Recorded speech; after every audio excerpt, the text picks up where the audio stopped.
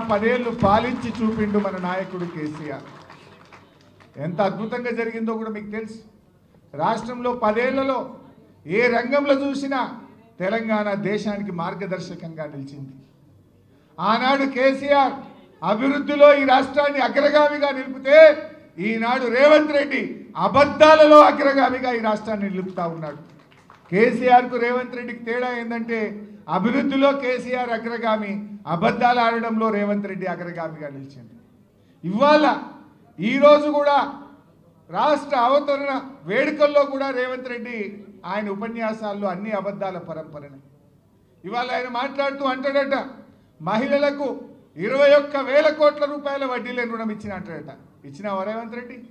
నేను సవాల్ విసురుతున్నా, నువ్వు 21,000 కోట్ల వడ్డీ లేని రుణం ఇచ్చినట్టు జీవో చూపించు, ఆధారం చూపించు, నేను రాజీనామా చేయడానికి సిద్ధంగా ఉన్నా. నువ్వు ఇచ్చింది 21,000 కోట్లు వడ్డీతో కూడిన రుణాలు ఇచ్చినావు తప్ప అక్క చెల్లెలకు వడ్డీ లేని రుణాలు ఇవ్వలేదు. ఆ అక్క చెల్లెలను మోసం చేసినావు నువ్వు. ఇవాళ ఆయన మాట్లాడుతుండు 60,000 ఉద్యోగాలు ఇచ్చిన నోటిఫికేషన్లు చూపి. నీ ప్రభుత్వం వచ్చినాక ఉద్యోగాలకు 60,000 ఉద్యోగాలకు నువ్వు నోటిఫికేషన్లు ఇచ్చినట్టు చూపి రేవంత్ రెడ్డి. నువ్వు ఇచ్చింది కేవలం 10,000 మాత్రమే. ఆ మిగతా ఉద్యోగాలు కేసీఆర్ గారే నోటిఫికేషన్ ఇచ్చి, పరీక్ష పెట్టి, ఫలితాలు ఇచ్చి, ఫిజికల్ టెస్ట్ చేస్తే వాటికి కాయిదాలు పంచినవు తప్ప నువ్వు ఇచ్చింది కానే కాదు రేవంత్ రెడ్డి అని గుర్తుపెట్టుకో. అన్ని అబద్ధాలే.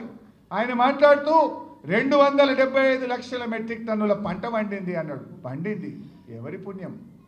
బీఆర్ఎస్ ప్రభుత్వ కృషి వల్ల, కేసీఆర్ యొక్క ముందు చూపుతో పండింది. నువ్వు వచ్చినాక రేవంత్ రెడ్డి నీ ఏడాది అర్థం పాలనలో ఒక ప్రాజెక్టు కట్టినవా? ఒక ప్రాజెక్టు పూర్తి చేసినవా? ఒక్క ఎకరానికి నీళ్ళు ఇచ్చినవా? ఒక్క చెరువు తవ్వినవా? ఒక్క చెక్ డ్యామ్ కట్టినవా? నువ్వు చేసిందేంది? ఇవాళ 275 మెట్రిక్ టన్నుల పంట పండిందంటే అది బీఆర్ఎస్ 10 ఏళ్ల కృషి అని చెప్పి ఈ రాష్ట్ర రైతాంగానికి తెలుసు. మిషన్ కాకతీయలో చెరువులు బాగు చేసినాం, పెండింగ్ ప్రాజెక్టులు పూర్తి చేసినాం, కాళేశ్వరం లాంటి మెగా ప్రాజెక్టు కట్టిండు కేసీఆర్, అనేక చెక్ డ్యాములు కట్టిండు కేసీఆర్, కాలువలకు చెరువులను అనుసంధానం చేసిండు కేసీఆర్, రైతు బంధు పెట్టిండు, రైతుల కోసం బీమా తెచ్చిండు, రైతులకు సకాలంలో ఎరువులు ఇచ్చిండు, ప్రతి మండలానికి గోడౌన్ కట్టిండు, విత్తనాలు ఇచ్చిండు, పండిన పంటంతా కొని రైతులకు ధైర్యాన్ని కల్పించి ఇవాళ ఈ రాష్ట్రం వరి ధాన్యం ఉత్పత్తిలో దేశంలో నంబర్ 1 అయిందంటే అది కేసీఆర్ ప్రభుత్వ కృషి. నువ్వు 275 లక్షల మెట్రిక్ టన్నుల పంట పండింది అంటున్నావు. ఏం చేసినావు రైతులకు ఒక్కటి చెప్పు. ఒక చెరువు తవ్వితేవా? ఒక ప్రాజెక్టు పూర్తి చేస్తేవా? ఒక ఎకరానికి నీళ్ళు ఇస్తేవా? నువ్వు చేసిందేమున్నది? రైతు బంధు ఎగ్గొట్టినవు, రైతు బీమా బంధు పెట్టినవు. నువ్వు చేసిందేముంది? చారాణ రుణమాఫీ చేసినావు, బారాణ రుణమాఫీ ఎగ్గొట్టినవు.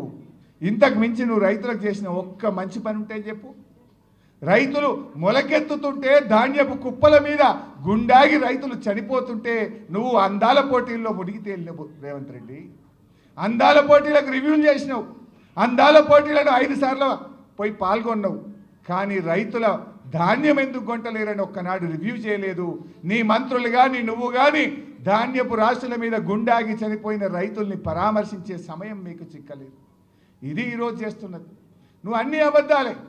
ఎన్ని అబద్ధాలు మాట్లాడిండు?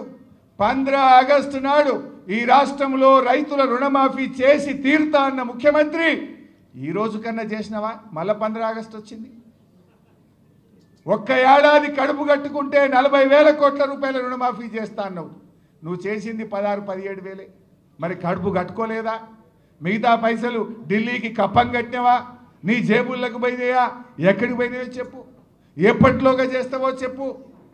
నువ్వు దేవుళ్ళ మీద ఒట్టు పెట్టి 15 ఆగస్టులోగా రుణమాఫీ చేస్తా అని మాట తప్పినావు. మొన్న అసెంబ్లీ సమావేశాల్లో మార్చి 31వ తేదీ కల్లా రాష్ట్రంలో రైతులందరికీ రైతు బంధు వేస్తా అన్నావు. 31 మార్చి పోయింది, ఇవాళ 2 జూన్ వచ్చింది. ఈరోజు కూడా రైతు బంధు డబ్బులు రైతులకు పల్లె. అసలు నువ్వు ఒక్క విషయమన్నా రాష్ట్ర అవతరణ దినోత్సవం నాడు కూడా నిజం మాట్లాడకపోతే, వెనకటికి ఏదో శాపం ఉన్నట్టు ఏదో అంటారు చూడు, నువ్వు అబద్ధం ఆడకపోతే తలబలిగి చనిపోతావు అన్నట్టు ఈ రేవంత్ రెడ్డికి అట్లాంటి శాపం ఏదో ఉన్నట్టు అనిపిస్తుంది నాకు. అబద్ధాలు తప్ప నిజాలు పలకడు. మరి మన కేసీఆర్ అభివృద్ధిలో ఈ రాష్ట్రాన్ని అగ్రగామిగా నిలిపిండు. ఎన్ని అద్భుతాలు! ధాన్యం ఉత్పత్తిలో నంబర్ 1, డాక్టర్ల ఉత్పత్తిలో తెలంగాణ నంబర్ 1 చేసిండు కదా. ప్రతి జిల్లాకు ఒక ప్రభుత్వం